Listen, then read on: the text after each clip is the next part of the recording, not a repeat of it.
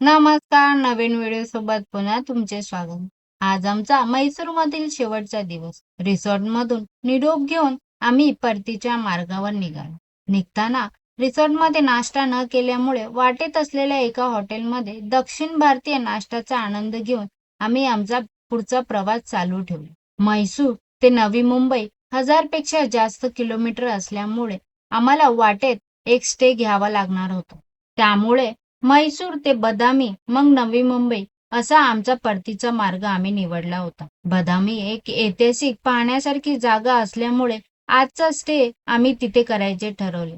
ज्यामुळे आम्हाला ती ऐतिहासिक जागा पाहून मग घरी जाता येईल या उद्देशाने आम्ही बदामी राहण्यासाठी निवडले होते. म्हैसूर ते बदामी 539 किलोमीटर होते, जे पोहोचण्यासाठी आम्हाला 10 तास लागणार होते. वाटेत निसर्गरम्य दिसणाऱ्या दृश्यांचा आनंद घेऊन आम्ही संध्याकाळी 5:30 वाजेपर्यंत बदामी या गावात जाऊन पोहोचलो. तिथे एक होमस्टेमध्ये आज आमची बुकिंग होती. आता व्हिडिओत दिसत असलेला हाच तो रूम जो आम्हाला देण्यात आलेला होता, ज्यामध्ये अटॅच बाथरूम सुद्धा होते व जिथे वेस्टर्न टॉयलेट अवेलेबल होते.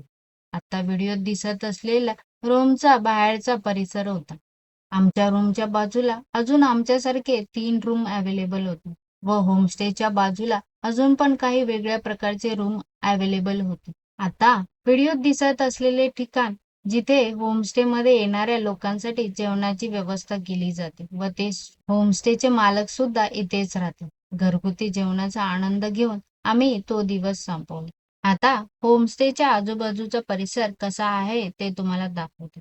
होमस्टे एका शेतामध्ये असल्यामुळे चारी बाजूने आपल्याला हिरवगार शेत दिसते, ज्यामध्ये एका बाजूला केळाची बाग आहे तर एका बाजूला उंच उंच नारळाची झाडं दिसतात. आम्ही राहत होतो ते घराच्या पहिल्या मजल्यावर राहत होतो. घराच्याच बाजूला अजून 6 राहण्यासाठी रूम होते, ज्यामध्ये 3 जण राहतील अशी व्यवस्था होती.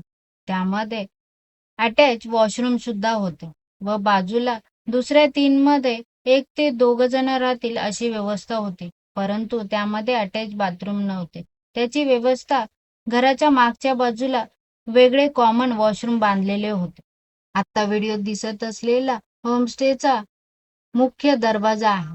तिथेच एक झोका सुद्धा लावलेला आहे व इथेच आपण रात्री जेवण करायला आलो होतो.